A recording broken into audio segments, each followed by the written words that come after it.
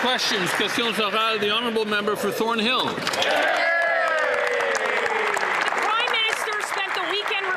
Same speech he's already given, and Canadians are still wondering when they'll see results. He has the power to greenlight major projects, build pipelines, but zero have been approved while keeping every anti-development law on the books. Over $1 trillion in net investment now gone from the country, and a year past his own deadline, no deal. Just fear and division without results. More speeches and more agreements to make agreements. No pipelines, no deal, no investment, no relief at the grocery store. When does the Prime Minister stop auditioning for the job that he already has? The Honourable Minister of Energy and Natural Resources. I'll help her get off clickbait and go through the province. $8 billion in Goose Bay. A new transmission line between Nova Scotia and Newfoundland. A new wind farm in Nova Scotia. A new port in Montreal. A new SMR in Ontario. A new mine in Manitoba. Multiple new mines in Saskatchewan. New CCUS in Alberta, a new pipeline in Alberta. New LNG in BC. Maybe they should get out of the clickbait. The honourable member for Thornhill. Things announced and not a single one of those things built. And I'll give him some new numbers from today. And the new numbers are, in March, Canada had the worst food inflation in the G7. Not the second worst, but the worst. Every G7 country faces the same global factors, yet Canadians are paying more than all of them. After years of deficit spending and higher taxes, Canadians now lead the G7 in household debt, housing costs, and food inflation. When will the Prime Minister stop giving the fancy speeches and bring down the cost of government so Canadians can afford to live? The Honourable Minister of Finance. We acknowledge the challenges that we're seeing, Mr. Speaker, but what a great list. But I know it's Monday and the Conservative want more good news, Mr. Speaker, and I have a few of them, Mr. Speaker. Coming out of Washington, the International Monetary Fund just said that Canada has the strongest fiscal position of the G7, Mr. Speaker. The strongest fiscal position. The second fastest growth in the G7, Mr. Speaker. Almost twice as Germany and Japan. And good news, Mr. Speaker, our recruitment in the armed forces is an all-time high, Mr. Speaker. We'll build up this country again for Canadians. The honourable member for Thornhill. On display, the minister thinks that everything is going fine. But for everyone drawing a paycheck, feeding a family, or paying a mortgage, that reality is much different. Last month, the Prime Minister stood in this House and, quote, said, quote, affordability is the best it's been in over a decade. While we get the same speeches for 4 straight months in running, Canada has had the worst food inflation of all of our allies, and that too deserves a speech. On top of all of that, Canada has the highest household debt and the only shrinking economy in the G7. If affordability is the best it's been in a decade, then I have one question for him. For whom? The Honourable Minister for Jobs and Families. Mr. Speaker, while this government's been focused on giving Canadians a boost today and a bridge to tomorrow, you know what the opposition's been doing, Mr. Speaker? Sticking spokes in the wheels of Canadians, whether it's affordable childcare, building major projects, training skilled trades workers, making sure youth can afford post-secondary education, feeding kids at school. It doesn't matter, Mr. Speaker, what the support is. They say no. They have no vision for this country and no vision for Canadians. The honourable member for Charlebourg-Saint-Charles. Mr. Speaker, in his latest amateur video, the Prime Minister is playing the same old speech, the same promises, the same stage scenes, and lack of results. Meanwhile, no pipelines, no trade deals, fewer homes, and a skyrocketing deficit. We don't need more speeches or illusions. We need results. When is this Prime Minister going to deliver? The Honourable Minister for Canada-US Trade.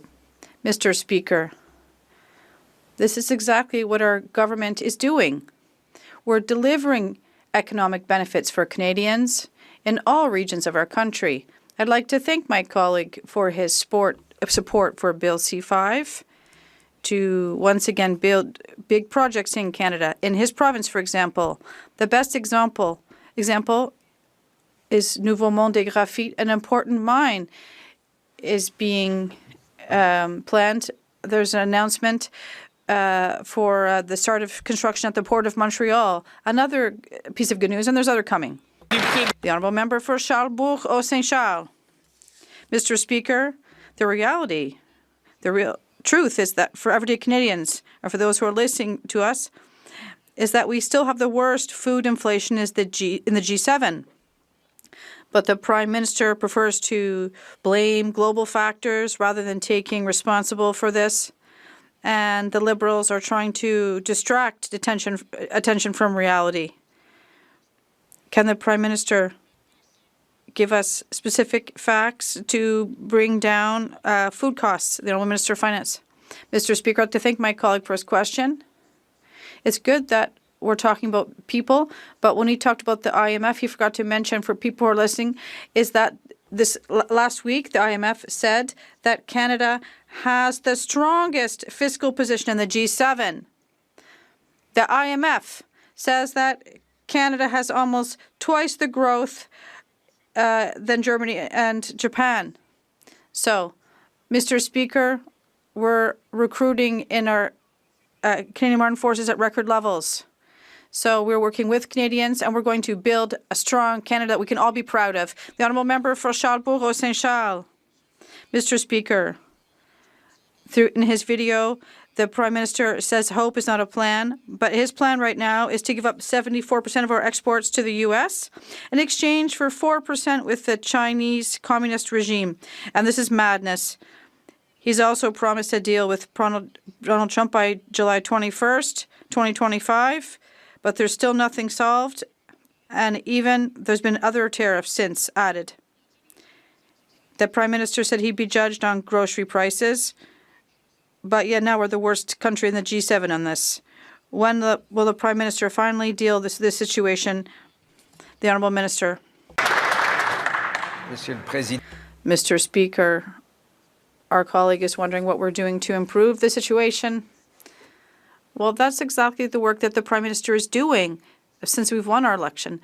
It's diversifying our markets for trade with other partners who are reliable, and it's once again building new projects in Canada's national interest, and it's by support for industry and workers which are facing unjustified tariffs and illegal tariffs from the U.S. government. Good news, Mr. Speaker. We're doing all of these three things at the same time. The honourable member for Saint-Jean. Mr. Speaker, in a video, the Prime Minister told those hoping for a return to normalcy with the U.S. that nostalgia is not a strategy. Fair enough, but we've waiting for a year now for this strategy. And in the meantime, Washington is now imposing tariffs on our steel and aluminum containing products based on their full value. This is a disaster for hundreds of business and for local processing. So aside from calling them nostalgic, what is this Prime Minister going to do for our entrepreneurs? The Honourable Minister.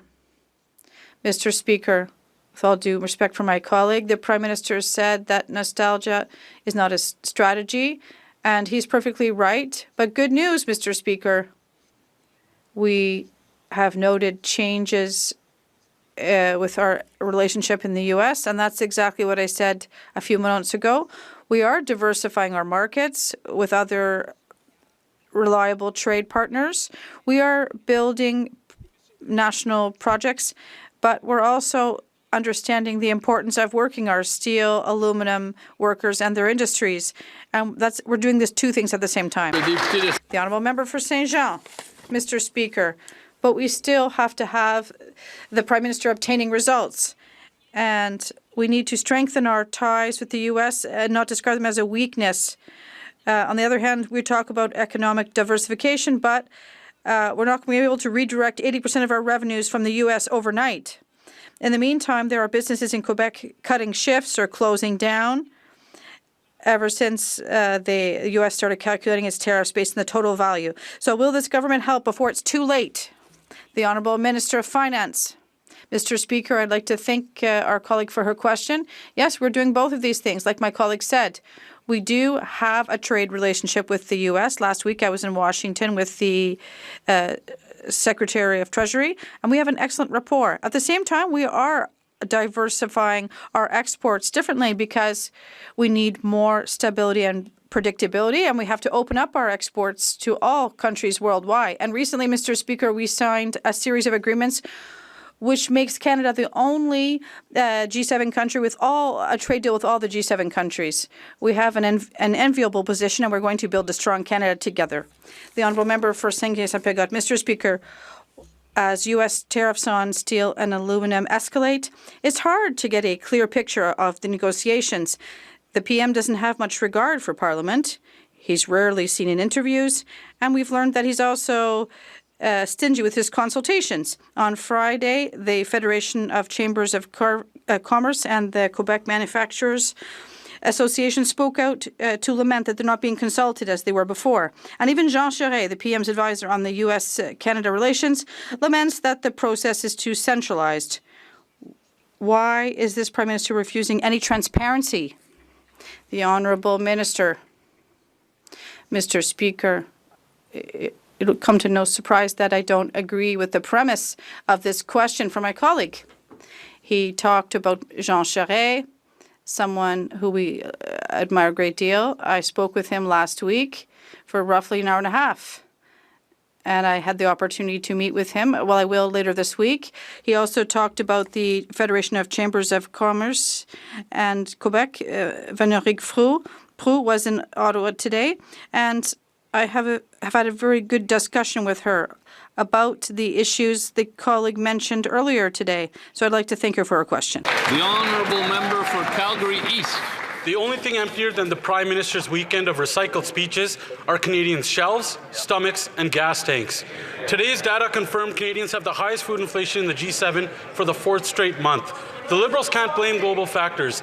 Their industrial carbon tax and the Liberal fuel standard have made our food and fuel more expensive. Why won't the Prime Minister cut the recycled speeches and cut the Liberal fuel taxes for the rest of the year instead? The Honourable Secretary of State for Financial Institutions. Thank you, Mr. Speaker. Mr. Speaker, that member must have forgot that we just announced the Groceries and Essentials benefit, putting up to $1,400 in the pockets of Canadian families. In fact, Mr. Speaker, just this past weekend we announced that the first 50% payment is June 5th. We've also announced a pause in the federal excise gas tax. On this side of the House, we're going to continue to focus on affordability. That side's continue to focus on podcasts, rhetoric, and bluster. Thank you, Mr. Speaker. The honourable member for Calgary East. If Canadians got $1 for every time the Liberals brag about a $90 tax cut, they'd have a whole lot more than $90 in their pockets. The Liberal math was on full display last week. They took a third of the tax off for a third of the year. And that tax trick doesn't give Canadians real relief. In fact, if they implemented our plan, Canadians would have saved 25 cents per litre or $1,200 a year.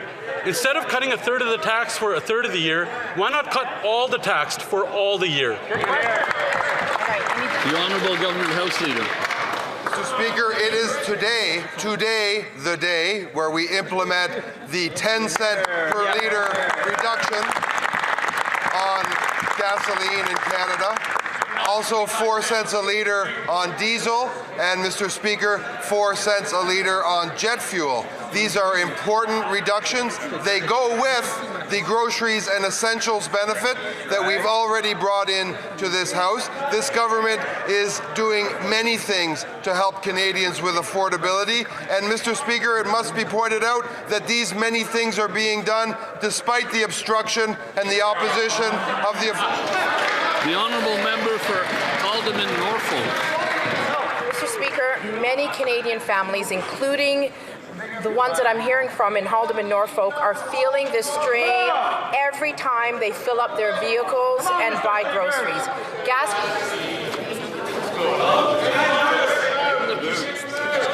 So we're getting close to that moment when we may have to give the file over to someone at the back of the House there.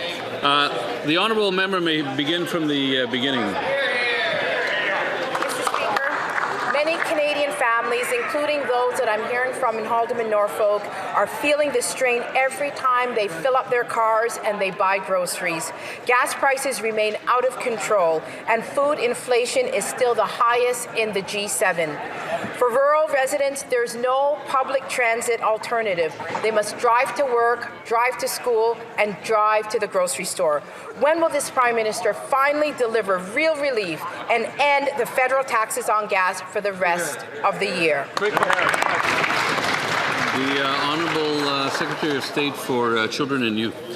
Thank you, Mr. Speaker. We are listening to Canadians and delivering relief at the pump. 10 cents a litre today, 4 cents on jet fuel and 4 cents on diesel. Recently, I spoke with the CEO of Montreal's Welcome Hall mission about lifting the federal gas tax, and he told me it is, quote, a welcome measure that translates into meaningful cost savings, allowing more resources to be directed to providing core services. Our government continues to listen to people, including community leaders like the Welcome Hall mission, as we lower costs and help families make ends meet. Thank you, Mr. Speaker. The Honourable Member for Haldeman Norfolk. Mr. Speaker, rising fuel costs are a daily reality for Canadians. Fresh vegetables are up nearly 8%, and fuel costs continue to skyrocket. Canadians pay 20% more for gas than Americans. At what point is this Liberal government going to stop blaming global factors and take responsibility for these rising costs? When will the Prime Minister finally remove all of the federal taxes on fuel and deliver real relief for Canadians? The Honourable Minister for Women and Gender Equality, Small Business and Tourism. Thank you, Mr. Speaker. Starting today, as mentioned, we're suspending the federal fuel tax on gasoline and diesel. Combined with the elimination of the consumer carbon tax, Canadians are saving 28 cents per litre at the pumps. Right. What this means is $2.4 billion back into the pockets of Canadians.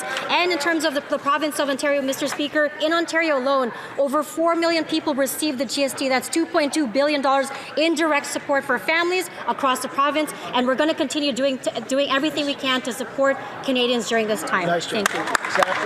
The Honourable Member for Middlesex, London.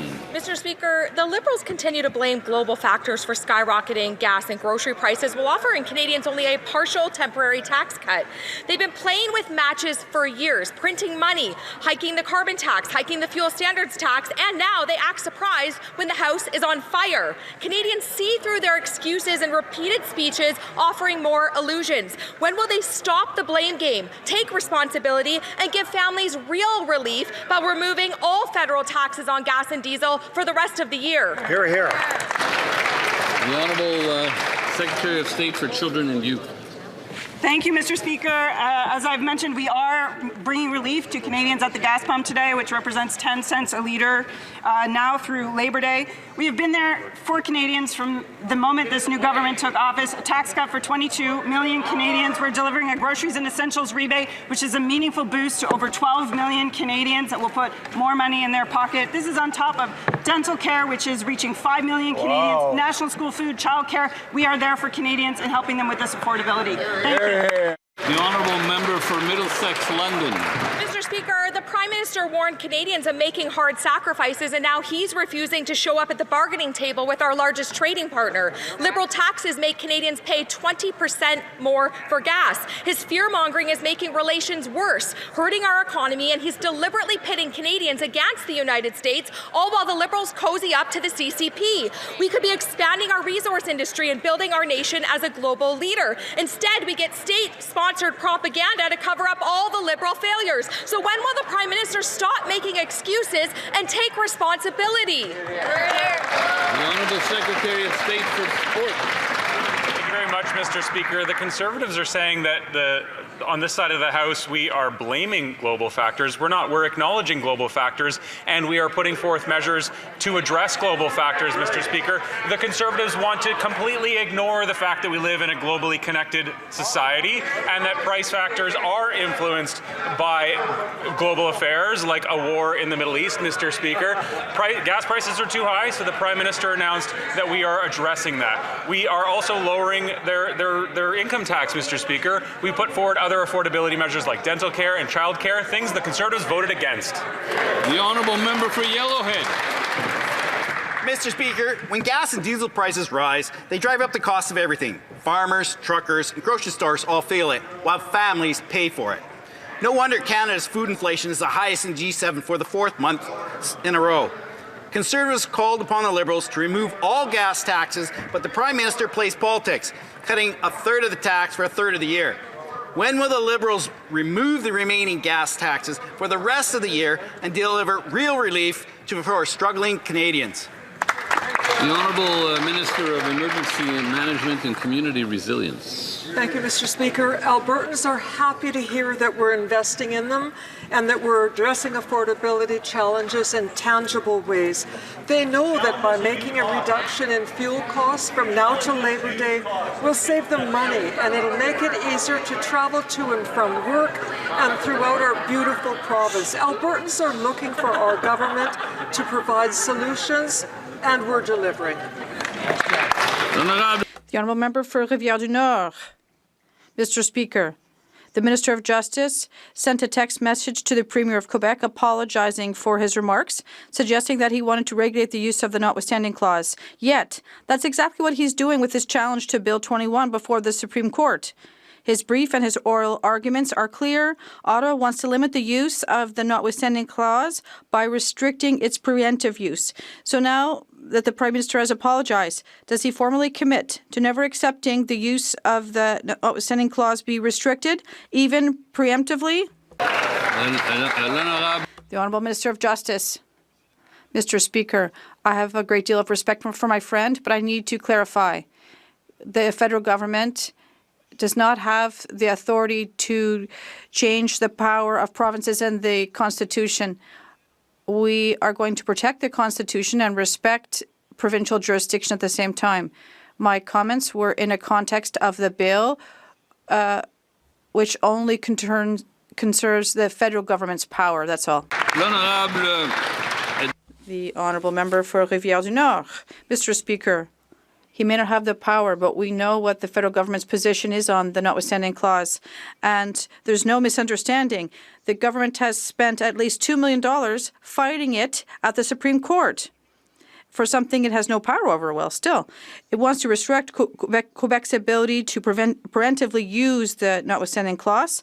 And what he's doing is exactly what he had to apologize to the Premier for. So rather than saying one thing and doing the opposite, does the government, can it commit to not restricting Quebec's power to invoke the notwithstanding clause in any way whatsoever? The Honourable Minister of Government Transformation. Mr. Speaker, I think my colleague was very clear. As the bloc leader, well, what my colleague was talking about was a bill at the Senate that it involves the federal government's use of the notwithstanding clause. It was nothing to do with the provincial power, which is in the Constitution. We respect jurisdiction. The Honourable Member for Mégantic-Lérable-Lobinière. Mr. Speaker, the Liberal Prime Minister was once again using the same old tired promises this weekend. Meanwhile, back home in Lobinière, L'Érable, and the Grand Nid region, families have to choose between filling up their gas tank or filling up their fridge. Why? Because the Liberals chose to only eliminate 1/3 of the federal taxes on gas. Well, the Liberal Prime Minister's magic wand won't work. When will he remove all taxes on all gas for the rest of the year to make life more affordable for everyone? The Honourable Parliamentary Secretary. Thank you, Mr. Speaker. As of today, we are going to suspend the federal tax on gas, which will allow Canadians who are having a hard time right now to breathe a bit easier, even though we've also announced that on June 5, Canadians will receive a one-time payment under the groceries benefit. This check will go up to $150-$30, and we are here for Canadians. We know that Canadians need us, and our federal government is going to be there. The Honourable Member for Mégantic-Lérable-Lobinière. Well, how come things are such in a deplorable state? We have the worst food inflation in the G7 for the 4th month in a row. Fresh vegetables jumped 7.8% in March. This is unacceptable. How come they never talk about food prices, Mr. Speaker? And instead of always using the same excuses, I repeat my question. When will this Liberal Prime Minister cut all federal taxes on gasoline and do so for the rest of the year? The Honourable Parliamentary Secretary. I find this surprising from my colleague when he says we never talk about this, even though, as I've noted, we have a national school food program. That is food for Canadians. So you voted against that. And also there's the Canadian grocery benefit.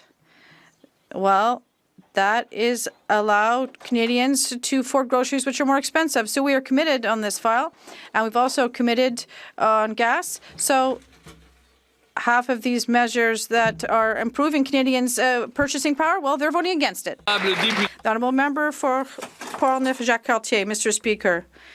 When you hear them speak, everything sounds good. Canadians have their pockets full of money. As Canadians are facing a steady rise in the cost of living, particularly at the pump, the Liberal government is still content with half measures when it comes to cutting gas taxes. Can this government explain why it refuses to offer a significant tax relief to families, workers and businesses who simply can no longer afford to make ends meet? When will it stop prioritizing symbolic measures over concrete actions to help families and Canadian workers? The Honourable Government House Leader. Mr. Speaker, my esteemed colleague must surely recognize that in his riding, like in the 343 ridings of Canada, gas prices will go down today by 10 cents a litre today, and 4 cents for diesel and fuel for aircraft as well. This assistance we are offering on a one-time basis because of this international conflict, which is causing shortages in petrol, and the Canadian government is proud to add these measures to all the other measures it has implemented to help make it easier for Canadians. The Honourable Member for Portneuf-Jacques-Cartier. Mr. Speaker, they're pleased to give 10 cents back to Canadians. It could have gone to 25 cents as we proposed on the Conservative side. The government is once again hiding behind temporary programs just to pull the wool over people's eyes. The reality is that Canadians are still paying too much for gas today. Can they finally admit that their half measures on the gas tax make little difference at the pump and clearly state why they prefer to protect their tax revenues, pocketing billions of dollars at the expense of Canadian families and workers? The Honourable Minister. Yes, Mr. Speaker, we're pleased to have reduced gas prices by 10 cents by removing the federal excise tax. We're overjoyed to have reduced taxes for 22 million Canadians. We are overjoyed to have put forward the grocery benefit that helps 12 million of the most vulnerable Canadians. Will he one day be happy to see $72 million being invested in his riding for families?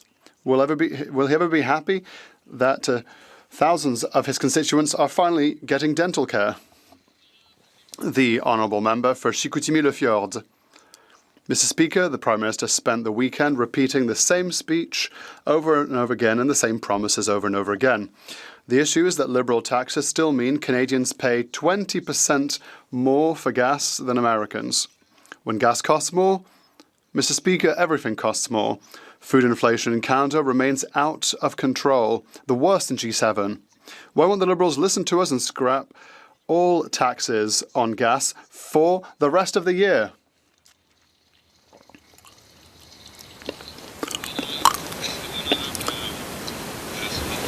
The Honourable Secretary of State. Thank you, Mr. Speaker. It's true that Canadians need solutions. We are listening, and that's why we're making life more affordable by suspending the tax on fuel to help people overcome the storm. That's a saving of 10 cents for gas and 5 cents a litre for diesel. We're reducing costs for Canadians and building a better Canada. Mr. Speaker, the conflict in Sudan continues to be the worst humanitarian crisis in the world. 34 million people, close to 2/3 of the population, today need humanitarian help. Had a devastating impact on the civilian population in Sudan. Our government is leading on the international stage. We are helping with humanitarian and development assistance to help the people of Sudan.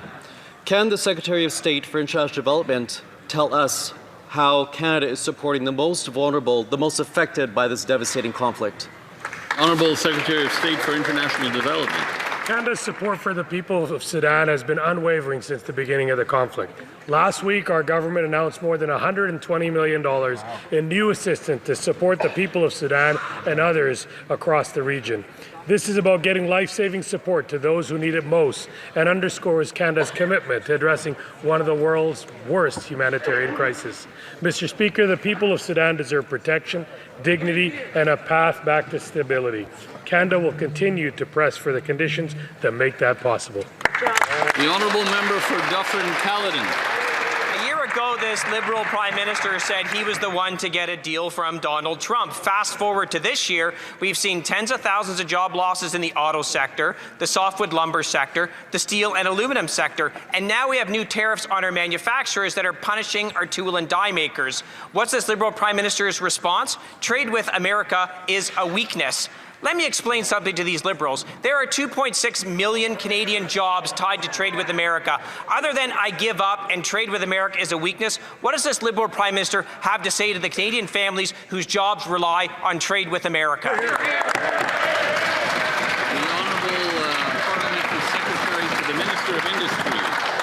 Thank you, Mr. Speaker. We know that trade with America continues to be important, but Canadians recognize, definitely my riding, that we need to diversify. That's why we're doing trade deals with other countries. That's why our auto strategy attempts to diversify to other countries and attract new investment. And while things are difficult, we know that there is good news, including new foreign direct investment statistics. In 2025, $96.8 billion in foreign direct investment to Canada, the largest amount in 18 years. That's good news while we're diversifying our trade. The Honourable Member for Dufferin-Caledon. Have you ever had the experience of listening to people talk who actually say nothing? It's literally the Liberal response to every single question that you get in question period. There is the illusion of progress, the illusion that things are getting better with the trade relationship with the United States, and yet everything continuously gets worse. And they always say something's just around the horizon. My question was this: if they think trade is such a weakness for Canada, trade with the United States, what do they actually have to say to the 2.6 million Canadian families whose jobs rely on that trading relationship? Just an answer to that. The Honourable Parliamentary Secretary. Thank you, Mr. Speaker. It's a very simple answer, which is we're fighting for them every day, and we're not going to do any deal at the expense of a bad deal. That's the answer, Mr. Speaker. And when it comes to the auto sector, you know, our companies continue to innovate. Our companies are saying we want to be part of the electric vehicle future. We want these investments in electric infrastructure. I was pleased to join on behalf of Minister of Industry an announcement for new investment in hydrogen electric vehicle heavy trucking. And that company, which I visited, Elemental Trucks, said this is huge news for our sector. This allows us to use Canadian components and Canadian innovation to export not only to Canada but across the world. The Honourable Member for Windsor West. Speaker, it's been 273 days since the Prime Minister promised a deal with Washington.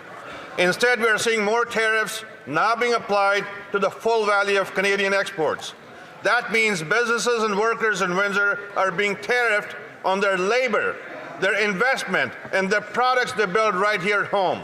When will the Prime Minister keep his word to the 2.6 million Canadian workers whose livelihoods depend on cross-border trade and deliver on the deal he promised a year ago? The Honourable Parliamentary Secretary to the Prime Minister.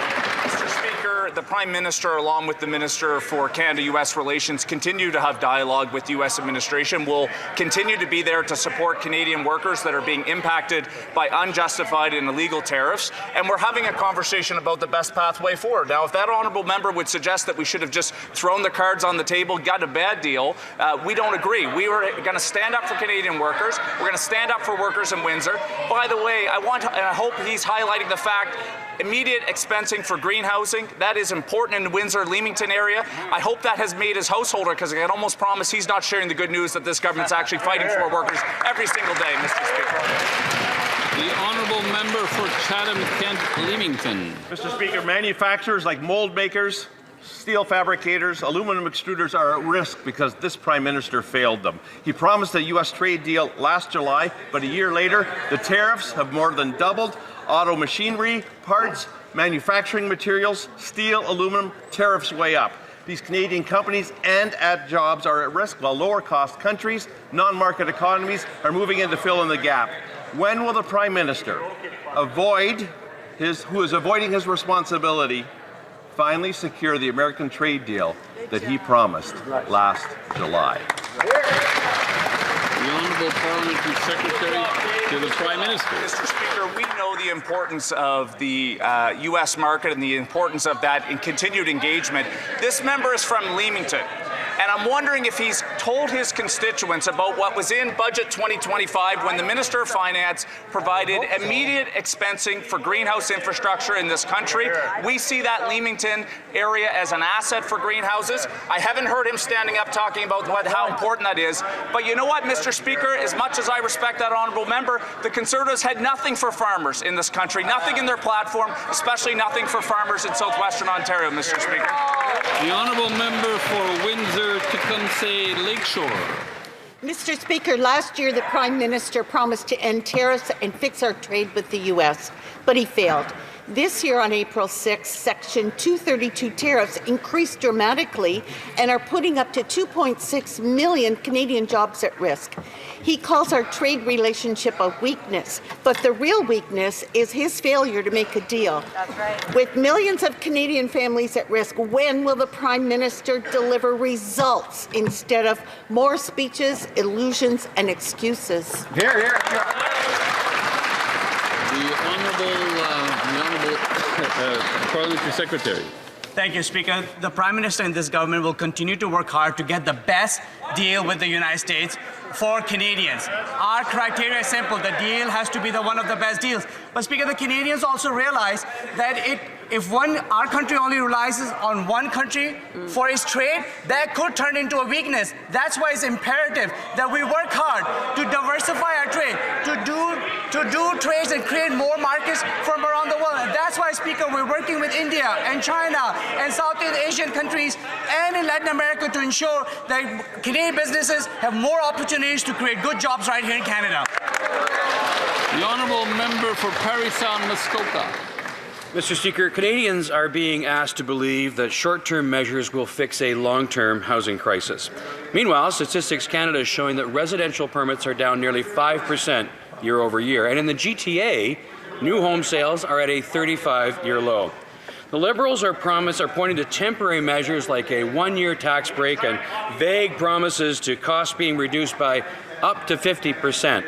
So if their plan relies on temporary measures, Mr. Speaker, how can Canadians believe that it will deliver the sustained increase in housing supply that Canada so desperately needs? Honourable Minister of Housing and Infrastructure. Thank you, Mr. Speaker. Well, we have good news. Housing starts are up almost 10% across Canada year to date. So we're seeing progress in terms of housing starts. We're seeing rents decrease. We're seeing mortgages reduced. We're seeing home prices reduced. So affordability is improving for housing across Canada. It's not just the short-term change that we have to grapple with the uncertainty we face. We have Build Canada Homes as the dedicated affordable housing agency here in Canada to build for generations to come. We expect members opposite to support that bill through Parliament. Thank you. Honourable member for Parry Sound Muskoka. Well, the minister talks about more of these short-term measures, but Canadians have really been waiting for years. And in that time, affordability has worsened and supply has fallen. The Liberals promised to build 500,000 homes a year, but last year, not nearly half of that number were built. Weird. As it turns out, Liberal promises don't build homes. Canadians cannot wait any longer. So at what point will we see the real results that match the scale of what is needed in this country instead of the illusions that the Prime Minister continues to offer? The Honourable Minister. Thank you, Mr. Speaker. The results speak for themselves. Affordability for housing is improving over the last several years now. The actions taken by this government are having an immediate effect. We're seeing rents come down, we're seeing home prices come down. we're seeing housing supply increase. We do have immediate term measures to boost housing supply with provinces and territories. We're working with the cities, with Indigenous communities to build housing, supportive and transitional housing for people who are homeless, missing middle housing, student housing, across the board. We are investing, and we expect all members of this House to support affordable housing. The honourable member for Quebec. Mr. Speaker, the Prime Minister promised to double home building, yet his own agency now expects construction to drop by 18%. At the same time, housing starts in Atlantic Canada are already down, including a 13% drop in Nova Scotia. When will the Prime Minister stop scapegoating and stop speechifying, get the bureaucracy out of the way, and deliver real results and real homes for Canadians? The Honourable Secretary of State for Financial Institutions. Mr. Speaker, that member has my respect, but that member would have actually more my respect if he supported some of the housing initiatives that we have put forward. What about Build Canada Homes, Mr. Speaker, that's going to build homes at a scale not seen in generations? On this side of the House, Mr. Speaker, we are focused on building homes, affordable homes for Canada. That side continues to vote against every housing initiative we have put forward. Thank you, Mr. Speaker. The honourable member for Quebec, Mr. Speaker, yet more grand pronouncements and grand announcements, and it's coming just beyond the rainbow and just around the corner. What Canadians want are real results and real homes. When are they going to deliver it?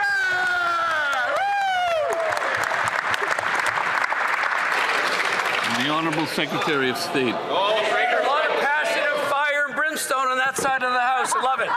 But on this side of the House, Mr. Speaker, we are laser focused on building homes. Build Canada Homes, announced in Budget 2025, will build homes at a scale not seen in generations. That side of the House, Mr. Speaker, voted against every housing initiative we've put forward in the past 10 years.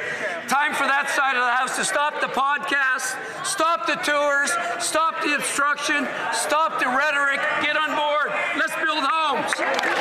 The honourable member for New Westminster, Burnaby, Mallardville. Now it's your turn. Mr. Speaker, today marks the opening of Canada Summer Jobs 2026. Here, here. With 100,000 positions that will be posted on the Job Bank that Canadians can visit on jobbank.gc.ca/youth. This is the largest number of summer job opportunities ever, with Budget 2025 investing in 24,000 more jobs this summer. Can the Secretary of State for Children and Youth please explain what this investment means for young Canadians? Good question. The Secretary of State for Children and Youth. Mr. Speaker, I'm happy to share great news with my colleague from New Westminster, Burnaby, Mallardville, and this House. Today, young Canadians can now access summer jobs right across Canada. 100,000 opportunities, including lifeguarding in Burnaby, a day camp counselor in Brampton, or working on a golf course in Brookdale, Nova Scotia. 100,000 opportunities for young people to build skills, gain valuable work experience this summer. We're taking action to support youth across this country. Visit the Job Bank to learn more. Thank you. The honourable member for Barrie South Innisfil. Speaking of jobs, if one has nothing to hide, they have nothing to fear. For 16 hours and 45 minutes, the Liberals have been filibustering the Ethics Committee meetings on a motion that would invite the Minister of Finance to appear before it about his assertion that he put an ethics screen in place because of his spouse's employment as Vice President at Alto. How can there be an ethics screen in place when the Minister has been participating in every decision on Alto since the screen was in place? What's the Minister hiding? And why are Liberal members of the committee not wanting him to appear? The Honourable Government House Leader. Well, Mr. Speaker, as that member knows, because he lives under the same rules, all of us in this House, all public office holders in Canada, live under some of the strictest ethics rules in the world. The Minister of Finance rigorously follows these rules, as must all members, and he will continue to do so. Honourable member for South Barrie Innisfil. Well, here's what this member knows. We've seen the future of a Liberal majority at committee, and the future is now. Just last week, the Liberal Prime Minister promised Canadians they would see less showboating, more relevance and substantive debate at committee. What we're actually seeing at committee is Liberal obstruction and a clear sign that they will further obstruct the work of committees and not allow for transparency, accountability, and the truth to be exposed. If the Finance Minister has nothing to hide, why won't he come to committee and explain why he discussed and voted on portions of the budget specifically related to Alto when he said he would not? The Honourable Government House Leader. Mr. Speaker, what Canadians are witnessing and what they are quite rightly sick of is Conservative filibustering, obstruction, getting in the way of the plans for our economy, the plans to build this country, the plans to attract investment, to diversify trade and put men and women to work while getting Canadians' costs down. These guys have been obstructing that for months now, Mr. Speaker, and one can only hope we'll get a respite from that. The Honourable Member for Montmorency-Charlevoix. Thank you, Mr. Speaker. This afternoon, the Ethics Committee will continue the 17th hour of the Liberals' stand-up comedy routine. A monologue stretched out as long as possible to avoid calling three people paid by the country to give evidence: the Minister of Finance, the Ethics Commissioner, and the CEO of Alto. We were told they have better things to do than come and answer legitimate questions about the recusal that was not respected. So last week, we had got as far as talking about cows, hay, and the quality of milk.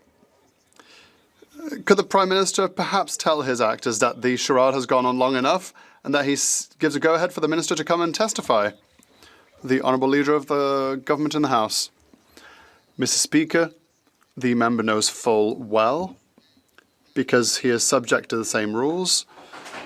All 343 members do so, and everyone who is of a high rank in the public service has to subject themselves to the strictest ethics rules in the world. And we will continue to do so, and the Minister of Finance will continue to do so. For Mississauga Centre. Mr. Speaker, today, perhaps more than ever, Canada has what the world wants. This past year, we welcomed a record number of visitors, with last summer alone generating over $60 billion in tourism revenue. In Mississauga, we see that potential firsthand. From Square One to Celebration Square, from the Riverwood Conservancy to Port Credit, from Streetsville and the Egyptian Museum to, of course, Ridgeway Plaza. As we mark the start of National Tourism Week, can Mississauga's own, the Minister for Women and Gender Equality and Secretary of State for Small Business and Tourism, share how our government will continue to support our tourism sector, create good jobs, and strengthen our economy? The Honourable Minister.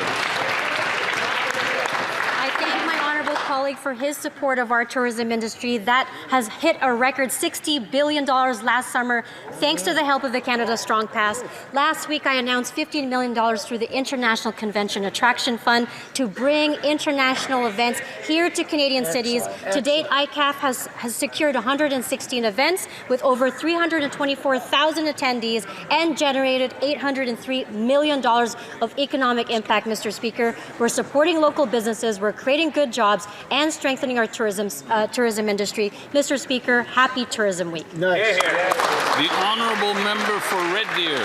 Mr. Speaker, Red Deer exceeded housing starts for 2 straight years by cutting bureaucracy and using common sense solutions. Exactly what Conservatives have been calling for. Under our Conservative plan, cities like Red Deer would be rewarded for building homes. Instead, the Liberal one-size-fits-all approach punishes mid-sized cities like Red Deer, while funneling resources to Liberal vote-rich strongholds, which home building dropped. Well, the Minister committed today to stop punishing Red Deer, scrap the failed Liberal scheme, and adopt a Conservative plan to build homes, not... The Honourable Minister of Housing and Infrastructure. Thank you, Mr. Speaker. Our government is leading the national effort to solve the housing crisis by working with cities and towns across Canada to get more housing built. To reduce red tape, the Housing Accelerator Fund has been very successful, working with 241 communities across the country. Those communities made commitments. This government holds everyone accountable to their commitments. The integrity of those agreements is important. We are seeing great results, and Red Deer is one of the cities that is delivering housing supply. That's our goal. The member for Red Deer, one would think, would want to hear the answer because the question was about his community. The honourable member for Saanich Gulf Islands. Thank you, Mr. Speaker. Last Thursday, in question period, in response to a question from the member for Edmonton Strathcona, the Minister of Energy completely dismissed any concern about the recent nearly 1 million litre leak from the pipeline of Imperial Oil on Cold Lake First Nation territory, on top of frequent spills and leaks by Imperial from their tailings ponds and elsewhere. With Earth Day on Wednesday, I wonder if, as the Speaker says, the Honourable Minister might want to take it from the top and give a response that at least pretends to be concerned about the environment. The Honourable Parliamentary Secretary to the Minister of the Environment. Thank you, Mr. Speaker, and thank you to my friend for the question. We, of course, acknowledge and take seriously the concerns raised by Indigenous communities in the region around where tailings ponds safety risks happen. Pollution from oil sands tailings is a serious issue that affects Canada's waters, ecosystems, and well-being of communities. Our government is committed to protecting the health of communities as well as Canada's waters, fish, and ecosystems today and for generations to come. That's why we're working closely with the Crown Indigenous Working Group, along with the affected communities, First Nations, provinces, and industry to develop a long-term, science-based solution, and we look forward to their recommendations. That concludes question period.